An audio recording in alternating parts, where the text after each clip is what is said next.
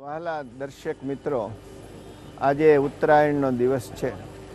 આ દિવસનું અનેક પ્રકારે મહત્વ છે. એમાં આજે ગોપૂજનનું વિશેષ મહત્વ છે.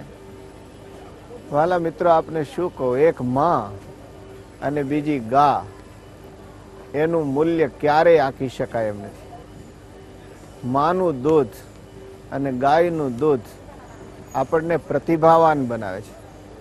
આપણે કોઈ દી વિચાર કર્યો કે આજે આટલો ગુલામી કાળ પસાર થયો છતાં પણ આજે આપણી નવી પેઢી ભારત વર્ષમાં નહીં, સમસ્ત દુનિયામાં આપણી યુવાન પેઢીની બુદ્ધિ રાજ કરી રહી છે. હર કોઈ ક્ષેત્રની અંદર ભારતીય પ્રતિભાઓ વિકસી રહી છે. આનું કારણ એ છે કે હજારો વર્ષથી આપણા જે જીન્સ છે એ માના દૂધથી અને ગાયના દૂધથી ઘડાયેલા જીન્સ છે.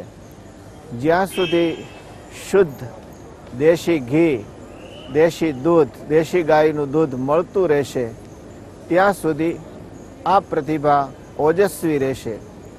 જ્યારે એ દૂધ મળતા બંધ થશે ત્યારે આ પ્રતિભાઓ ઓછી થતી જશે, અર્થાત સ્વાર્થી બનતી જશે, દાનવીય વિચારધારાવાળી બનતી જશે. ગાયની એનર્જી જે છે, ગાયની ઉર્જા છે એ બહુ પોઝિટિવ ઉર્જા છે. ગાય માતાનું સાનિધ્ય પણ આપણને પોઝિટિવ ઉર્જાથી ભરી દે છે ને એ પણ દેશી ગાયોની ઉર્જા. HF ગાયો, જર્સી ગાયો દૂધ ખૂબ આપતી હશે, પણ જે ઔષધીય મૂલ્યો દેશી ગાયના દૂધમાં છે એ બીજે નથી. આજે દૂધના દુકાળ પડી રહ્યા છે, ગાયો કતલખાને જઈ રહી છે. શા માટે માણસો ગાયોને કતલખાને મોકલી રહ્યા છે એ સમજાતું નથી. જો આવું જ ચાલશે તો ભારત વર્ષમાં આર્થિક સમૃદ્ધિ હોય કે સ્વાસ્થ્ય હોય એ દ્રષ્ટિએ ભયંકર અંધકારમય વાતાવરણ સર્જાશે.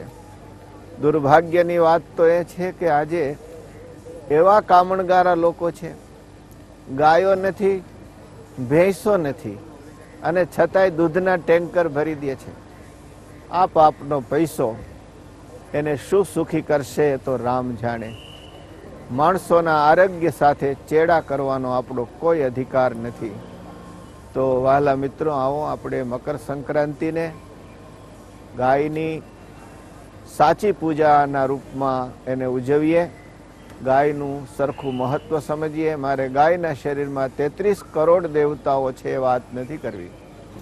ગાય માતા સ્વયં દેવોના દેવ વિષ્ણુનો નિવાસ છે, એમાં બધું આવી જાય છે. આપણને આરોગ્ય આપે છે, આર્થિક સમૃદ્ધિ આપે છે.